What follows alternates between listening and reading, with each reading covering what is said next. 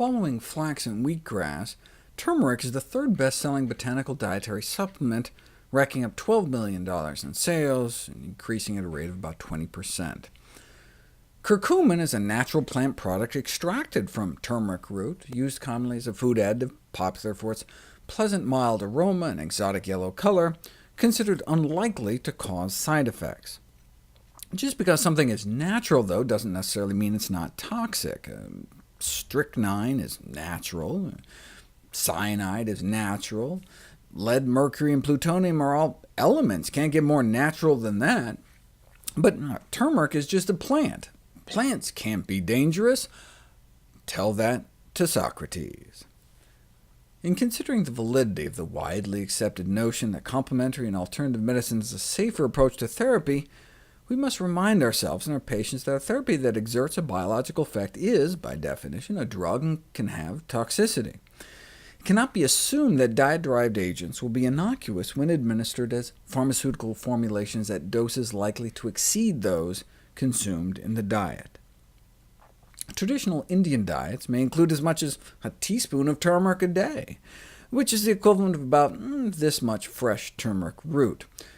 If you look at the doses of turmeric that have been used in human studies, they range from less than 1/16 of a teaspoon a day up to about 2 tablespoons a day for over a month, whereas the curcumin trials have used up to the amount found in cups of the spice, around 100 times more than what curry lovers have been eating for centuries. Still without overt serious side effects in the short term at least, but if you combine both high-dose curcumin with black pepper for that 2,000% bioavailability boost, that could be like consuming the equivalent of 29 cups of turmeric a day. That kind of intake could bring peak blood levels up around here, where you start seeing some significant DNA damage, in vitro at least. So just incorporating turmeric into our cooking may be better than taking curcumin supplements, particularly during pregnancy. The only other contraindication cited in the most recent review was the potential to trigger gallbladder pain in people with gallstones. If anything, curcumin may help protect liver function and help prevent gallstones by acting as a cholecystokinetic agent, meaning it facilitates the pumping action of the gallbladder to keep the bile from stagnating. In this study, they gave people a small dose of curcumin, about the amount found like a quarter teaspoon of turmeric, and using ultrasound were able to visualize the gallbladder squeezing down in response, with an average change in volume about 29%. Optimally, though, you'd want to squeeze it in half, so they repeated the experiment with different doses, and it took about 40 milligrams to get a 50% contraction. That's about a third of a teaspoon of turmeric every day. On one hand, that's great, totally doable. But on the other hand, I'm thinking, wow, that's some incredibly powerful stuff. What if you had a gallbladder obstruction? If you had a stone blocking your bile duct, and you eat something like that makes your gallbladder squeeze down that hard, it could hurt.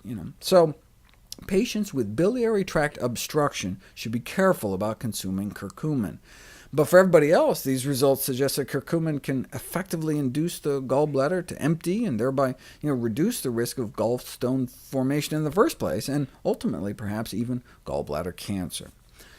Too much turmeric, though, may increase the risk of kidney stones. As I mentioned in a previous video, turmeric is high in soluble oxalates, which combine to calcium form insoluble calcium oxalate, which is responsible for approximately 3/4 of all kidney stones. So the consumption of even moderate amounts of turmeric would not be recommended for people with a tendency to form kidney stones.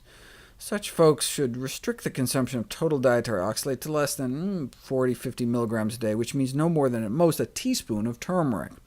So for example, those with gout are, by definition, it appears, at high risk for kidney stones, and so if their doctor wanted to treat gout inflammation with high-dose turmeric, then that's where curcumin supplements might come into play, because to reach high levels of curcumin in turmeric form would incur too much of an oxalate load.